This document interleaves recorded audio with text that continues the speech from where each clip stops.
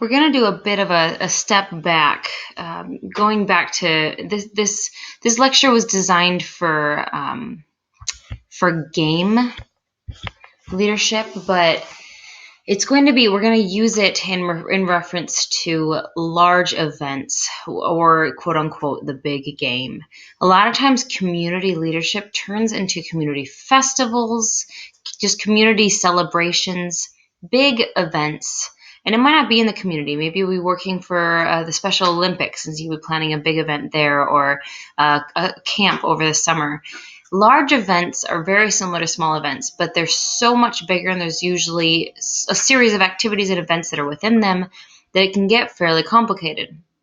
So in order to address that, we're going to look at leadership from the scene of a big game or a big special event. And this is just going to be a brief look into special event planning and implementation. Big events are great. They're super fun. They're usually very involved. There's a lot to do at them.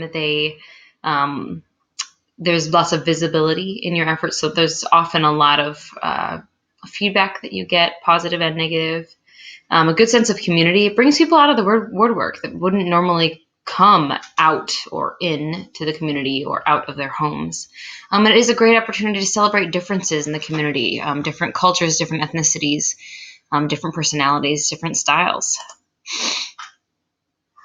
Some of the fundamentals is, of course, go back to play leadership. We talked about safety and enthusiasm. You're always checking for them, too, to make sure that there's a good balance, that people are safe, but they're also excited and having fun and they're not bored. So you have to take into consideration your players or your participants, your situation, your setting, the games or activities or programs you have in your large event, and the leaders that are going to be involved. The players, it's very important to consider communication, verbal and visual. Signage in big events is more important than verbal because it's very hard to get a hold of everybody for verbal because it's big. Grouping, how are you going to have people grouped, and what events are going to be next to each other?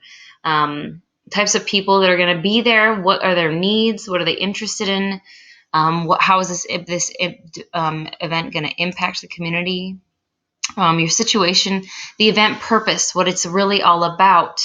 Is this a standalone event, or is this a part of an even larger event? Like the state fair is a perfect example of large events that are within an even larger event. How is this event going to be viewed by a community? Consider the food and drink, activities, attire, entertainment, bathrooms. At the state fair, bathrooms is always a problem every single year. It's a really bad situation every time you're waiting in line and first you have to find the bathroom, which can be complicated and difficult enough. What's going on before, during, and after your event? What kind of space do you have? What alternative spaces do you have available? Especially if you're an outdoor venue, you need to have a backup space. And publicity. How are people going to view and advertise your event? Publicity is the uncontrollable marketing. The setting, safety hazards that are there.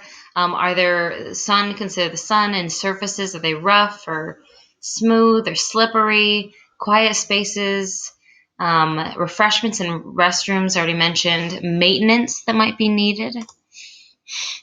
Your activities or your games, quote unquote, would be, how many people do you need to lead each activity? What kind of activities are going to be needed? Keep in mind that people need to be active for the majority of the time. Just like when you're leading a game, you don't want people to be walking or sitting for too much of it. When I went to the state fair a couple of years ago, I walked for probably 3 of the 5 hours that I was there, just trying to get from one end of the fair to the other because they, for some reason, spread out the kid games so that they were on opposite ends of the fair, which was really frustrating for me, and I actually haven't been back. When it comes to your leaders, you need to make sure you adequately train them.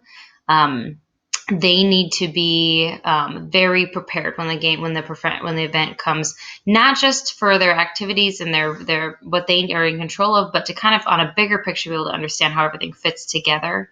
Make sure you'll have enough leader. I already mentioned kind of having the idea that with it, they need to have a meta and a mega consciousness of their event. What's going on within their event, their activity that they're doing, then how does that fit into the entire event? in relation to it. Maybe some announcements they need to make, or just kind of understanding what people are coming from or going to afterwards. When it comes to developing your special event, you have to plan it. First and foremost, you need to create a vision, and a mission statement for your event. Preparing, you need to make sure you're aware of your resources and expand them through partnerships or whatnot to increase your resources as much as possible. Motivate your leaders so they're as excited as you are.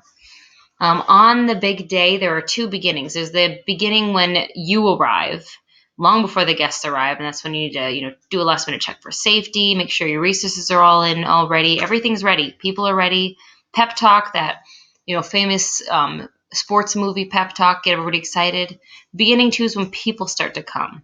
This is when you need to make sure you have your greeters, your activity initiators, watching people's body language to make sure that you're aware if there's any things that are not clear, because maybe they're confused and they don't know what to do because the signage isn't very appropriate or whatever. In the middle of the day, you need to make sure you are watching for flow. Are people bored? Are they overwhelmed? Are they hungry? Are they tired? Do they need a change? Safety, always checking for safety, making sure you've got all the resources that you need. You haven't run out of anything that you need. After the day is gone, there's ending one. That's when the guests leave. You want some sort of debrief or something to kind of end it. Not just kind of fizzle out, but like, this is the end of the event and I'm glad you came and it was so great. Now it kind of all came full circle, and thanking people for coming, and then ending two is for you. It's always later. It's after pickup and cleanup, and a debrief for your employees as well. Thanking them for them, helping them be able to fill out evaluations, and your participants as well. Ending two can be sometimes quick, sometimes long, but is a good way to kind of have some finality for the people that are involved in putting it together. And that's leading a big game. Now, this is a very minor and very small view of it, but I would recommend, if you're interested in special events, taking a class that'll be more in depth, because there's a lot involved here. I plan in one of my other classes an event that takes a full year to plan, and it really does take all of that time to plan it. So it's a lot more complex than seen here, but from a leader's perspective, you really need to understand walking into it and walking out of it, how it works, so that you can make everybody work. Because if the leader is not involved in really doing a good job of managing the whole thing, it does fall apart.